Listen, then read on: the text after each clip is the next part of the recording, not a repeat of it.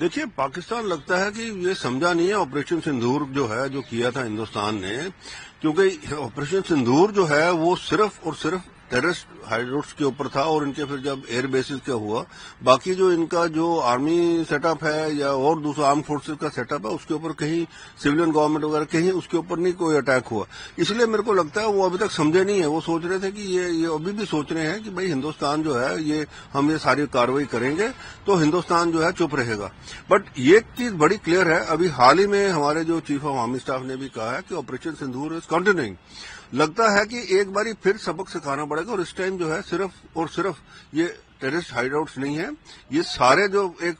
پاکستان کا جو military infrastructure ہے اس کو تباہ کرنا پڑے گا، تاکہ یہ جو حماقت کر رہے ہیں، اور یہ حماقت صرف اسی لیے کر رہے ہیں کیونکہ امریکہ ان کے پیچھے ہے، ان کا ساتھ دے رہا ہے، کیونکہ ڈونلڈ ٹرمپ جو ہے ان کے بار بار اس کو عاصم منیر کو اپنے پاس بلا کے تو وہاں پہ وہ لنچ وغیرہ کھلا رہے ہیں اور ان کو کہہ رہے ہیں جی بڑا اچھا ہے، یہ بہت اچھا ہے، کیونکہ ڈونلڈ ٹرمپ کو اپنا ہے، یو ایس کو اپنا مفاد ہے کہ اس کو بلوچستان میں جانا ہے، وہاں پہ آئل، نیچرل گیس اور جو ریئر ارتھ میٹلز ہیں اس کے لیے. بٹ یہ جو ہے اسی کی آڑ میں پاکستان جو ہے یہ کر رہا ہے، یہ بہت غلط ہو رہا ہے، اور پاکستان کو سمجھ لینا چاہیے کہ آنے والے دن اس کے لیے بہت خراب ہوں گے. دیکھیے مسعود اظہر جو ہے وہ ہمیں پتا ہے کہ ایک ٹیررسٹ ہے اور بڑی دیر سے ہے، وہ بچ گیا اس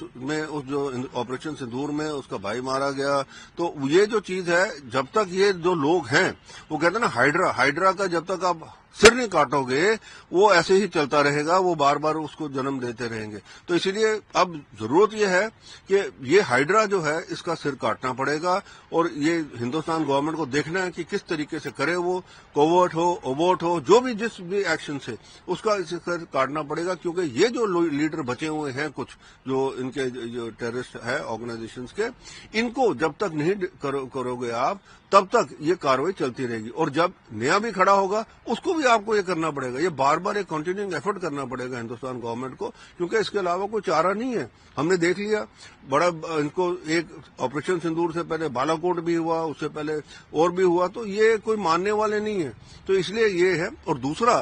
جب بھی ہمارے کہیں پہ بھی یہ ان کے جو لانچ پیڈز ہیں یہاں پہ پتہ لگتا ہے، اس لانچ پیڈ کو اڑا دینا چاہیے اسی وقت، کیونکہ یہ جب کرنا شروع کر دیں گے، کیجولٹی جو ہے جو اس کا کاسٹ ہے وہ پاکستان فوج کے اوپر پڑے گی، تبھی جا کے یہ بند ہوگا.